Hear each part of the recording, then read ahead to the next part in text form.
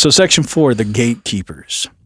And so they are those people who want to speak, like we said about toilet time. But what about the doctors that came out during the 2019 COVID? They were trying to expose about the vaccines. What about the lawyers that are coming out trying to expose what the government's doing about these Epstein files? What happens to these people? So in this next diagram I'm going to show you, it deals with credential gatekeepers. And we've talked about this before, but this has two layers to it, but I'm going to show you this first diagram. So as you see here, the credentialing gatekeepers, occupational licensing. So, hey, you want to be a scholar on history, or you want to be an expert dealing with financial economy. You want to be a recognized expert on vaccines, on law. Here's this licensure you got to go get. And who is controlling the licensure? Who's controlling the requirements, the verification, the approval of you getting your license? The gatekeepers. The state officials. It's all state regulated. Yeah, that's what I said. Yeah. And so if the state knows, of course, you got to show them your work. Oh, I've done this work. I got this paper. I've done this.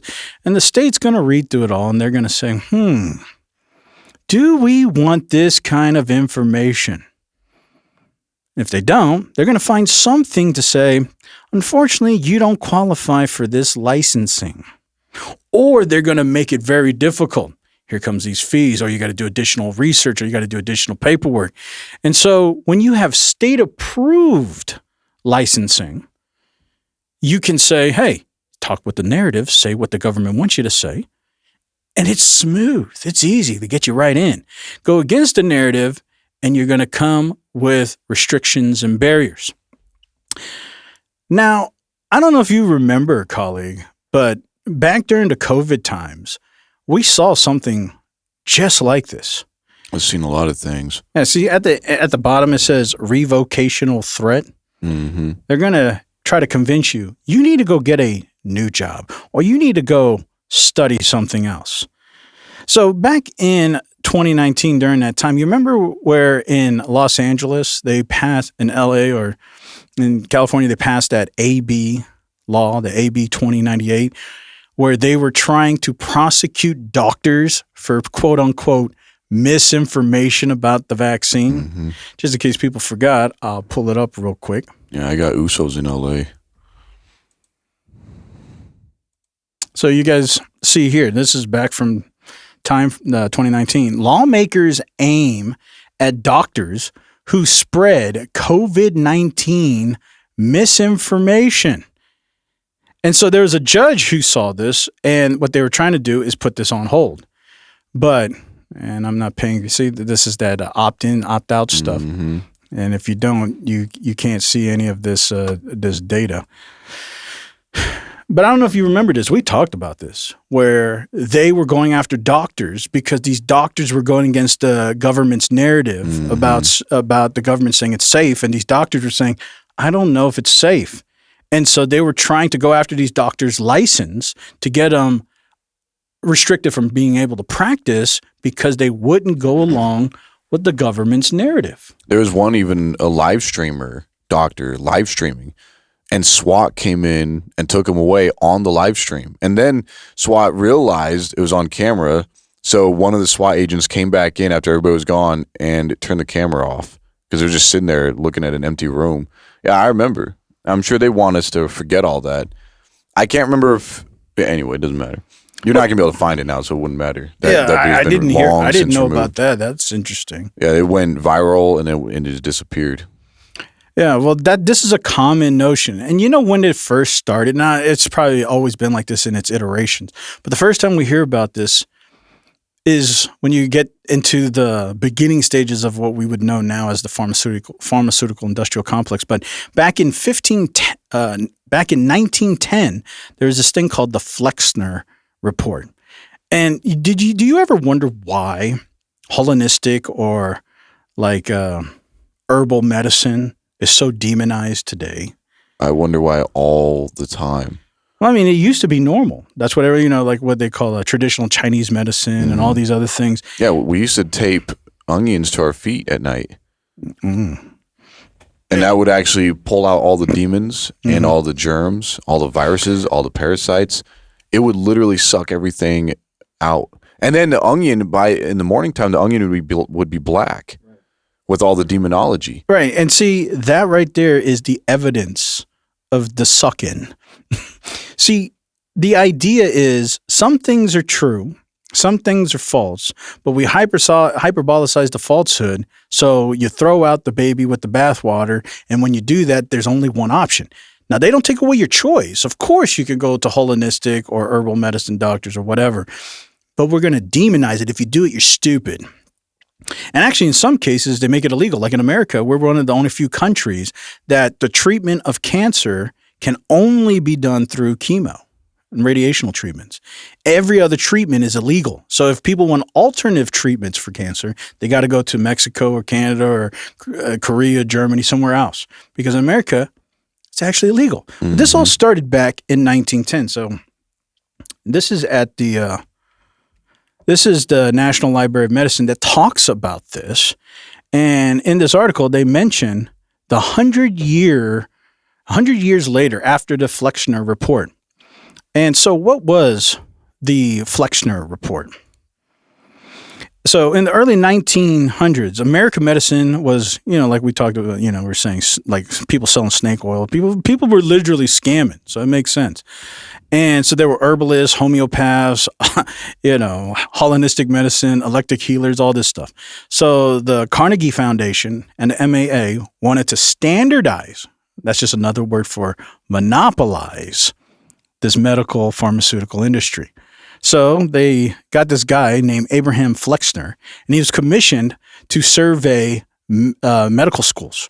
His report recommended closing any school that did not adhere to strict, expensive, science-based protocols.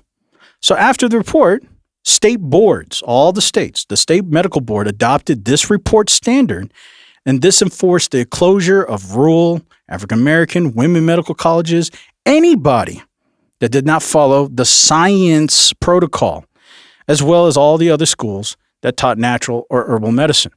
So now, if you think about that, just think about that. What does that imply? That implies the construct of the gatekeepers. We're going to demonize these other people.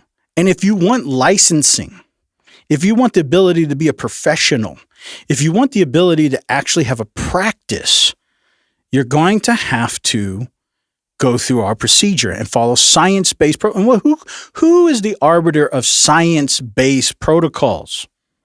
The government. Now, of course, what they're going to say, oh, you can be an herbalist, you can be a homeopath, you can do all that. We're not taking away your choice, but you won't be able to get in a license. You won't be a licensed practice because that licensing has to come from the state. And unless you follow state protocol, you're not going to be licensed. And so now we can demonize you all day. Oh, yeah, they say that, but are they licensed? And some reason our brain has been indoctrinated that the gatekeepers are here to protect us. But the gatekeepers are here to curate your behavior. Don't go to those herbalists, homeopaths, whatever, because look what they did. So, of course, again, false flags are so powerful. What if the government makes a really popular social media channel and it's an herbalist or a homeopath and they make it go viral, but it's all a paid actor? And then they get a whole bunch of people after a couple months that start getting sick and maybe a couple die. And then this person goes to prison and they say, see, this is why we don't allow this. But it was all a paid act. And so they can demonize the structure by saying, this is what will happen if you don't comply. We're not taking away your freedom, but this is why we don't want it. You need to follow the protocol. You need to follow the licensure.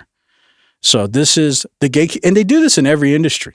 This isn't just the medical industry and anything. Hey, science has to be interpreted through these experts. It's consensus. History has to be interpreted through these experts. It's consensus. Math needs to be interpreted through these experts. It's consensus. And then they point out people like we don't know if, what's that guy, 1+3 guy? Terrence Howard. Hey, you don't know if he's a paid actor or not, but that'd be perfect. Get somebody like him to come up with something crazy and say, see, this is why we don't follow that stuff. And then anybody who has maybe a legitimate good idea, they're going to all now be demonized to saying, oh, you're that Terrence Howard kind of guy. Well, if you can get enough crazy people of one religious group or ethnicity or political persuasion, then yeah, it starts looking funny. Right. It's like, oh yeah. So now you can't even demonize it because then you look funny. It's like, oh, what do you have against this religious group or that ethnicity or this political affiliation? It's like, well, I'm just saying that what they're saying is stupid. Right. It's like, no, what you're saying is that you're hating on them because of this, this, and this. And it's like, no, Anyway, but yeah, it's hard to explain. Like I saw that one guy, Steve, I think it was, on Blue's Clues. Like we've talked about Blue's Clues before as, God is my witness. We've talked about Blue's Clues before on the show, but we never really showed what Steve went through. Yeah! It's fucking picture jumping time! Listen to it again!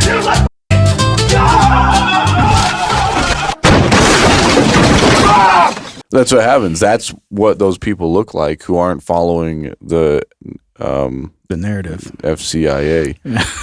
Yeah. And, that's right. That's another example. We nowadays. FDIC, that's what I meant. Okay. Nowadays, we don't take parody and satire as what it used to be in the value sense. Like it's still there, but it's very rare. Because, back in not even too long ago, comedy used to be a means of actually exposing truth. The reason you thought it was funny is because it's true, but it's not socially acceptable to say. So the comedian is the jester, able to have that freedom to say the thing that you can't say, but it's true. And so it's a means of exposure of truth. Yeah, like, did you know that video I just showed of Steve, that was actually AI? Mm-hmm.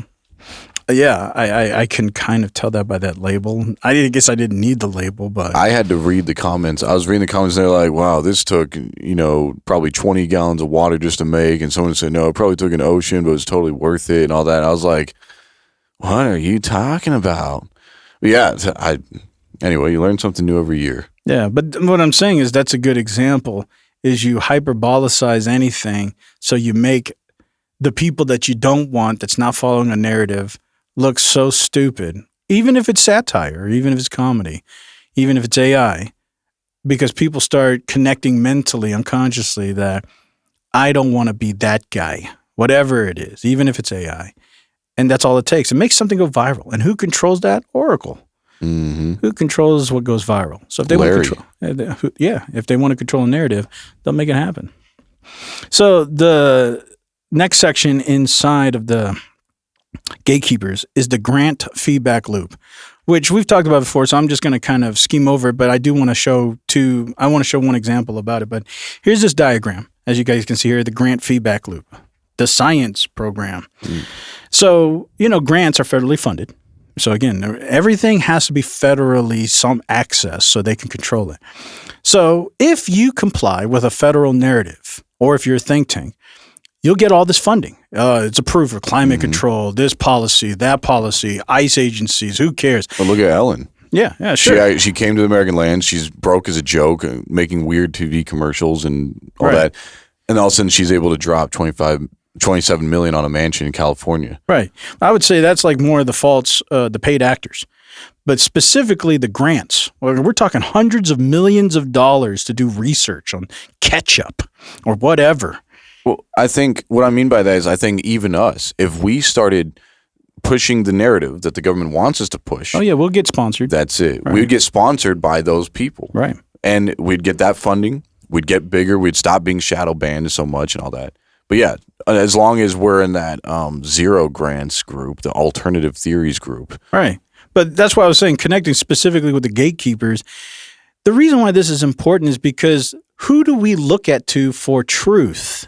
It's the experts. That's why this is so important.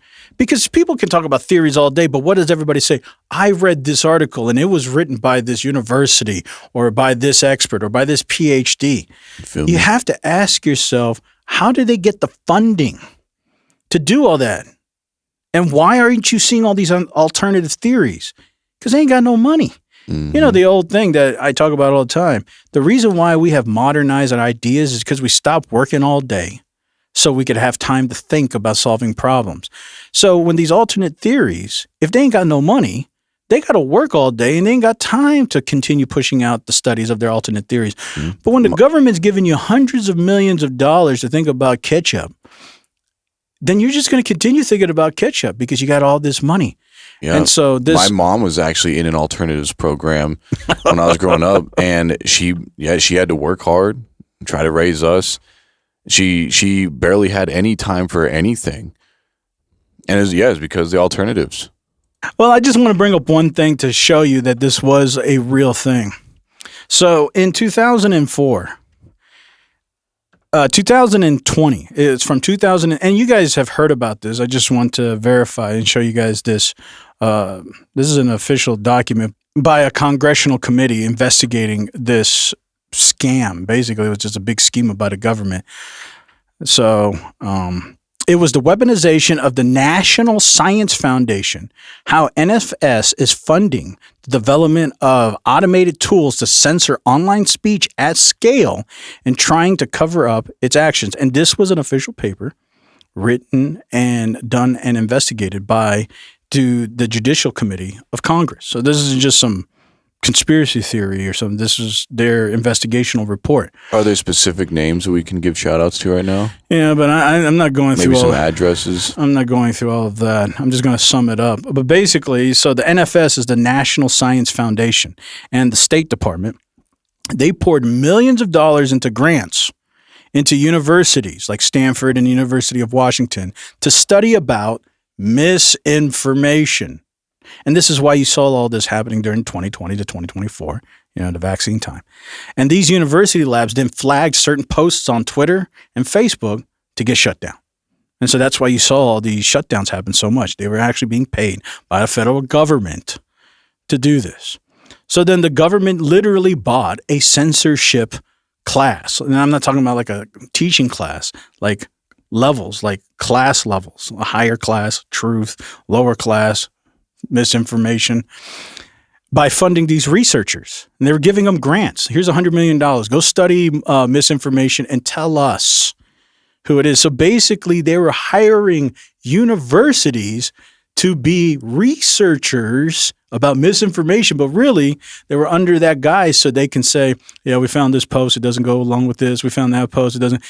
And so it was just under the guise of a study for misinformation, but really it was a means to censor. And that's what this congressional investigation found out. It was all a scam. They were trying to say, we're trying to figure out what is real misinformation, but they're just using that to fund these researchers to censor speech. Well, technically, yeah, it is for that. It's just, they're playing the word game stuff. But the government did, though, start new divisions of all these universities. They started funding all kinds of schooling programs to find out, to force and prove once and for all that it's not just male and female. There's other organs in between the two that we all know and have come to love. That's why there's actually multiple billions of different genitals in between the two that we all know about. And that's what they have, the entire programs now in universities to study just that gray area in between. And see, if you take each one of these sections, you can see, and just think about what we talked about in these little diagrams, these sections. You can see how much of what you consume are all under these schemes. Like you're saying, if there's a grant research funding loop, then like what you said, so some government has this agenda and they put it under this research guise and they'll give millions of dollars and say, go study about gender dysphoria, right? That might be a legitimate issue. But under that guise, they're looking for all these people who are being anti-binary or this or that, and now we're flagging this, censoring this. If you can Meanwhile, they're using computers that are binary. Right.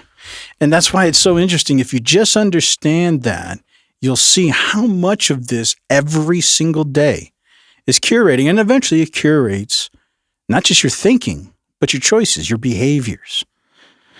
And so that's why when you see today people talking about Greenland and everything else, who's up there talking? It's these MAGA talking heads or political professors that they say, hey, I have a PhD in political science. And let me tell you, when we go back through history and here's this whole spew narrative, and now they're going to say, see, this is why we need to take Greenland.